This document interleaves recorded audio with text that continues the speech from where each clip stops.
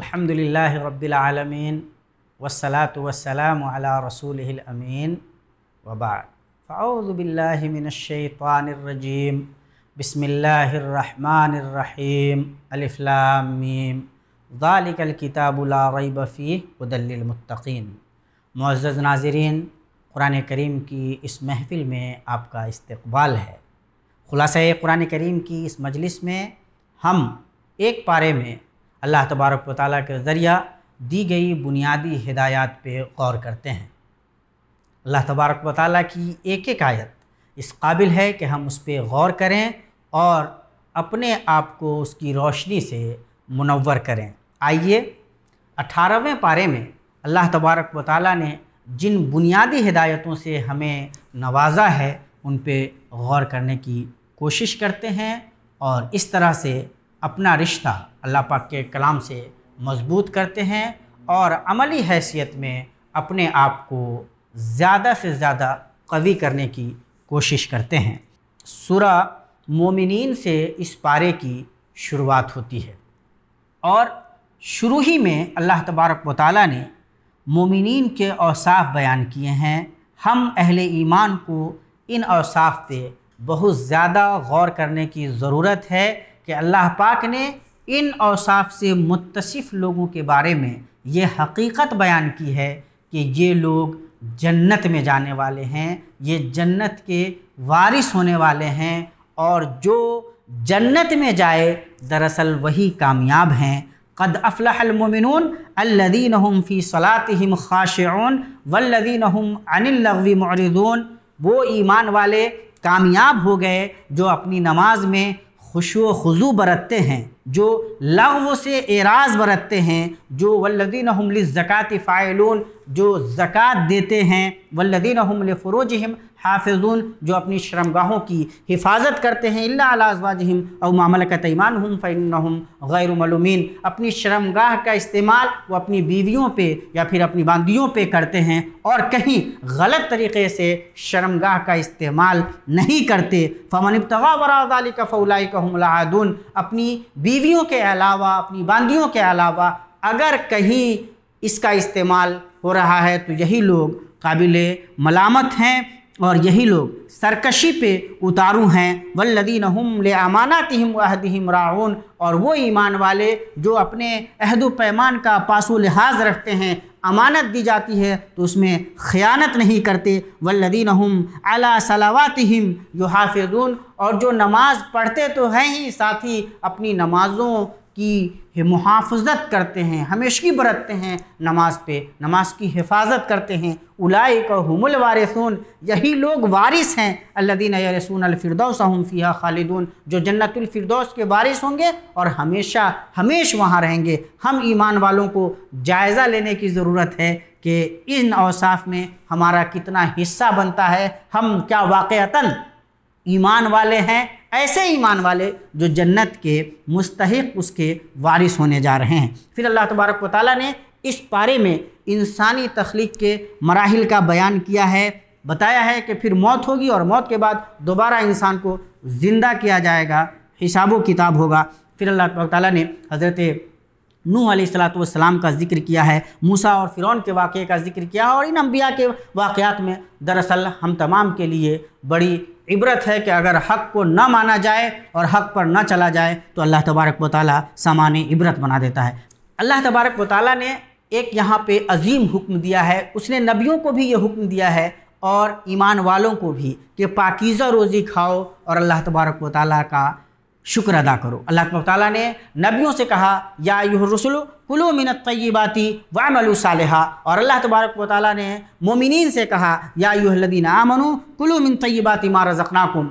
ऐ ईमान वालो, हमने जो तुम्हें पाकीज़ा रिज़्क़ दी है, हमने जो पाकीज़ा रोज़ी तुम्हें दी है उससे खाओ और अल्लाह तबारक व तआला का शुक्र अदा करो। नबियों से भी अल्लाह तबारक व तआला ने ये बात कही है। रिज़्क़ हलाल की जो अहमियत है वो इससे समझ में आती है कि अल्लाह तबारक व तआला ने अम्बिया को भी और अहले ईमान को भी बाज़ाब्ता हुक्म दिया कि वो हलाल खाएं, पाकीज़ा खाएं। इस पे हमें अपना जायज़ा लेना चाहिए कि हम अपनी रोज़ी के मामले में कितने ज़्यादा सतर्क, कितने ज़्यादा मुतनब्बे हैं, हम क्या वाक़अतन जो रोज़ी खा रहे हैं वो हलाल है या नहीं है। इस पे बहुत ज़्यादा मुनहसिर होता है कि हमारी दुआएं क्या कबूल होंगी या नहीं होंगी, हमारे आमाल नेक आमाल कबूल होंगे या नहीं होंगे। रिज़्क़ हलाल का ये मामला बहुत अहम है, इसलिए हमें बहुत ज़्यादा अपना जायज़ा इस सिलसिले में लेने की ज़रूरत है। फिर अल्लाह तबारक व तआला ने काफिरों और ईमान वालों के औसाफ बयान किए हैं कि ईमान वाले अल्लाह तबारक व तआला का हुक्म मानते हैं, अल्लाह से डरते हैं, अल्लाह के साथ किसी को शरीक नहीं ठहराते, अल्लाह तबारक व तआला ही की इबादत करते हैं, अल्लाह की राह में खर्च करते हैं, खर्च भी करते हैं और उनका दिल अल्लाह तबारक व तआला की हैबत से कांपता भी है। वो अल्लाह तबारक व तआला के लिए नेक कामों में सबकत भी करते हैं। जबकि काफिर नेकी नहीं करते, वो अल्लाह तबारक व तआला की बात नहीं मानते, अल्लाह तबारक व तआला का कहना नहीं सुनते, आलो औलाद की जो बड़ी दौलत मिली हुई है उस पे इतराते हैं और भूल जाते हैं कि दरअसल उन्हें अल्लाह तबारक व तआला की तरफ से ढील दी गई है और अल्लाह तबारक व तआला की पकड़ बहुत मजबूत होती है, शदीद होती है। अल्लाह तबारक व तआला ने अपनी रुबूबियत से अपनी उलूहियत पर इस्तिदलाल किया है कि अगर हमने ये पूरी कायनात बनाई है, मालिक हम है, खालिक हम है, कायनात हमारी है, तो हमारे अलावा किसी और की इबादत कैसे दुरुस्त हो सकती है। अल्लाह तबारक व तआला ने कुरान हकीम में ये तर्ज़ इस्तिदलाल बहुत ज़्यादा इस्तेमाल किया है। अफसोस कि हम गौर करने के लिए तैयार नहीं होते। अल्लाह तबारक व तआला ने फिर मौत जब करीब आ जाती है लोगों के पास, तो उसका एक मंज़र बयान फरमाया है, हत्ता इज़ा जा अहदहुमुल मौतु क़ाल रब्बिरजिऊन लअल्ली अअमलु सालिहा फ़ीमा तरक्तु कल्ला इन्नहा कलिमतुन हुवा क़ाइलुहा व मिन वराइहिम बरज़खुन इला यौमि युबअसून। कि जब मौत सामने आ जाती है तब कहता है आदमी कि ज़रा मोहलत मिले, लौटने को मिले, अब दुनिया में जा कर के नेकी का काम करूँगा। हालांकि ये सिर्फ कहने की बात है। अल्लाह तबारक व तआला से हमें दुआ भी करनी चाहिए और अपना जायज़ा भी लेना चाहिए ताकि हम उस सूरत हाल से दो चार न हो। मौत का जब वक्त करीब आ जाए तो नेकी क्या काम दे सकती है। उस वक्त हम सिर्फ तमन्ना कर सकते हैं और तमन्ना से कुछ होने वाला नहीं है। अल्लाह तबारक व तआला ने फिर क़यामत का बयान किया है, बताया है कि अमाल तौले जाएंगे इंसानों के, जिनका अमाल भारी होगा उनके लिए जन्नत और जिनके अमाल हल्के पड़ जाएंगे उनके लिए जहन्नम का फ़ैसला हो जाएगा। और ज़ाहिर है कि क़यामत बहुत करीब है, हमें अपना जायज़ा लेना है। इस सूरत के आखिर में, सूरह मोमिनीन के आखिर में अल्लाह तबारक व तआला ने एक बड़ी हकीकत बयान की है। शुरू में कहा था कि मोमिन कामयाब होने वाले हैं, मोमिन कामयाब हैं, क़द अफ़लहल मोमिनून, ईमान वाले कामयाब हो गए। और सूरत के आखिर में अल्लाह तबारक व तआला ये बयान फरमा रहा है कि काफिर कामयाब नहीं हो सकते। इन्नहु ला युफ़्लिहुल काफ़िरून, काफिर कामयाब नहीं हो सकते। देखने वाली बात यह है कि ये सूरत हमसे क्या कहना चाहती है, हमें किस तरह से अपनी ईमान की हिफाजत करनी है और कामयाबी की राह पे चलना है। इसके बाद इस सूरत में सूरह नूर है, बड़ी अहम सूरत है। इसको सूरतुल इफ़्फ़ा भी, इफ़्फ़तु पाकदामनी की भी सूरत कहते हैं, कह सकते हैं। और गौर कीजिए तो दरअसल इस्मत व इफ़्फ़त की हिफाजत के जो रास्ते हो सकते हैं, जो वसाइल हो सकते हैं, अल्लाह तबारक व तआला ने उनका इसमें बतफ़सील ज़िक्र किया है। अल्लाह तबारक व तआला शुरू में ही फरमाता है, अज़्ज़ानियतु वज़्ज़ानी फ़ज्लिदू कुल्ला वाहिदिन मिनहुमा मिअता जल्दा वला ताख़ुज़कुम बिहिमा रअफ़तुन फ़ी दीनिल्लाह इन कुंतुम तु'मिनूना बिल्लाहि वल यौमिल आख़िर वलियशहद अज़ाबहुमा ताइफ़तुन मिनल मुमिनीन। ये जो बड़ा गुनाह है, फ़ाहिशा है, ज़िना, अल्लाह तबारक व तआला ने उसकी शनात बयान की है और साथ ही अल्लाह तबारक व तआला ने उसकी सज़ा भी बतलाई है कि ज़ानी औरतों मर्द को सज़ा देते हुए अहले ईमान खड़े रहें, देखें, लोग खड़े हों, देखें ताकि इबरत पकड़ सकें। ये इतना बड़ा मामला है कि इस मामले में आज पूरी दुनिया अजीबो गरीब अंदाज़ में इस फ़ाहिशा को आम करने में अजीबो गरीब अंदाज़ में दुनिया लगी हुई है। हम अहले ईमान को बहुत चौकन्ना रहने की ज़रूरत है। अगर ये सज़ा नाफिज की जाए तो समाज की बेहतरी और समाज की बका होगी, वरना जिस तरह से बुराइयों को आम करने की कोशिश हो रही है और इसकी वजह से जिस तरह से ख़ानदानी निज़ाम दरहम बरहम हो रहे हैं, इफ़्फ़तें इस्मतें जिस तरह से ताराज हो रही हैं, अल्लाह ही हाफिज़ है। इंसानों के लिए इस आयत में गौर करने का बहुत ही ज़्यादा सामान मौजूद है। अल्लाह तबारक व तआला ने फिर एक और बड़ी रहनुमाई की है कि किस तरह तुहमत से बचना चाहिए। ज़िना अपने आप में बहुत ही बुरी, बहुत ही ख़तरनाक हरकत है, बहुत बुरा अमल है, फाहिशा है। किसी बाइफ़त और पाकदामन ख़ातून पे ज़िना की तुहमत रखना ये भी अपने आप में बहुत बुरा अमल है, बहुत ही ख़तरनाक अमल है। ऐसे लोगों की सज़ा भी अल्लाह तबारक व तआला ने बयान फरमाई है, वल्लदीना यरमून अलमुहसिनाति तुम्मा लम यअतू बिअरबअति शुहदा फजलिदूहुम समानीन जल्दा वला तक़बलू लहुम शहादतन अबदा उलाइका हुमुल फासिकून। जो लोग पाकदामन लोगों पे, पाकदामन ख़वातीन पे, पाकदामन औरतों पे तुहमत लगाते हैं, अगर वो 4 गवाह न दे सकें तो ऐसे लोगों को 80 कोड़े लगाए जाएं, उन्हें सज़ा दी जाए, उनकी गवाही कबूल न की जाए। यही लोग फासिक हैं। तुहमत लगाना ये बहुत ही अजीब व गरीब बात है, बहुत ही संगीन बात है और इससे अपनी हिफाजत करनी बहुत ज़रूरी है। आम तौर पे मुआशरे में लोग इस हकीकत को नहीं समझते और किसी के बारे में भी उल्टी सीधी बातों के शिकार हो जाते हैं। अल्लाह के नबी सल्लल्लाहु ताला अलैहि वसल्लम के ज़माने में ख़ुद उम्मुल मोमिनीन हज़रत आयशा सिद्दीक़ा रज़ियल्लाहु ताला अन्हा के ऊपर ये तुहमत रख दी गई। अल्लाह तबारक व तआला ने इस सूरत में आपकी बरात नाजिल की और बताया कि हज़रत आयशा सिद्दीक़ा रज़ियल्लाहु ताला अन्हा पे लगाई गई तुहमत है, ये हकीकत नहीं। लेकिन इसकी वजह से पूरे मुस्लिम मुआशरे में जो कैफियत पैदा हुई, उस कैफियत से हमें बहुत ज़्यादा सबक मिलता है। अल्लाह तबारक व तआला ने भी इस पूरे वाक़े को बयान करते हुए ये समझाया है कि अल्लाह पाक ने इसमें तुम्हारे लिए खैर का पहलू रखा है ताकि तुम इबरत पकड़ सको और कभी भी ये गलती तुमसे दोबारा नहीं हो। इसमें बल्कि अल्लाह तबारक व तआला ने अहले ईमान को मुतनब्बे करते हुए ये कहा कि जब ये बातें फैलाई जाने लगी तो तुमने जब सुनते ही, तुमने इस मामले को सुनते ही ये क्यों नहीं कह दिया कि हाँ सुबहानका हाज़ा बुहतानुन अज़ीम, कि ये तो बिल्कुल खुला हुआ बुहतान है। अल्लाह तबारक व तआला ने मोमिनों के सामने एक और बड़ी हकीकत रखी कि तुम सब एक जान की तरह हो। लौला इस समिअतुमूहु ज़न्नल मुमिनूना वल मुमिनातु बिअनफुसिहिम खैरा। जब तुमने ये बात सुनी तो अपने बारे में तुमने खैर का गुमान क्यों नहीं किया? तुमने ये क्यों नहीं कह दिया कि ऐसा कैसे हो सकता है, कैसे ये मुमकिन है? तुमने अपने बारे में खैर का गुमान क्यों नहीं किया? हज़रत आयशा सिद्दीक़ा रज़ियल्लाहु ताला अन्हा के बारे में जब ये बात आ रही थी तो तुमने ये क्यों नहीं कहा कि नहीं ऐसा नहीं हो सकता? तुम खुद अपना जायज़ा लेते, अपने बारे में तुम्हें ये बतानी थी ये बात कि नहीं ऐसा नहीं हो सकता। गोया कि ये मामला सिर्फ हज़रत आयशा सिद्दीक़ा रज़ियल्लाहु ताला अन्हा का नहीं था, तुम्हारा भी था।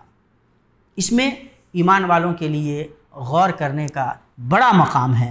तुम्हें तो कह देना था, वक़ालू हाज़ा इफ़्कुम मुबीन, ये तो खुल्ला बोतान है, ये तो सच हो ही नहीं सकता। हज़रत आयशा सिद्दीक़ा रज़ियल्लाहु ताला अन्हा की बारात अल्लाह तबारक व तआला ने उतारी, उसके बावजूद कुछ अल्लाह के दुश्मन हज़रत आयशा सिद्दीक़ा रज़ियल्लाहु ताला अन्हा पे आज भी इल्ज़ाम धरते हैं। अल्लाह तबारक व तआला ऐसे लोगों को हिदायत दे।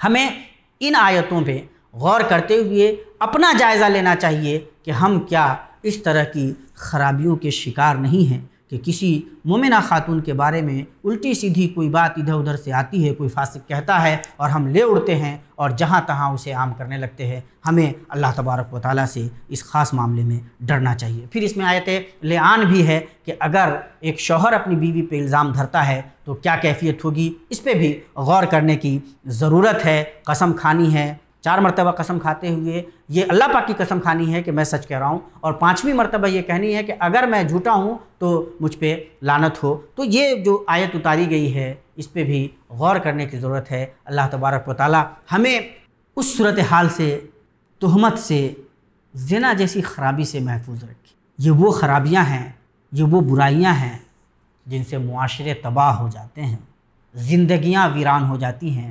अल्लाह तबारक व तआला ने इसीलिए इसके अंदर एक और बड़ा इंतबाह दिया है कि जो लोग अहले ईमान के बीच फ़ाहिशा को आम करना चाहते हैं, बेहयाई को फैलाना चाहते हैं, अल्लाह तबारक व तआला ने उनके लिए दर्दनाक अज़ाब रखा है।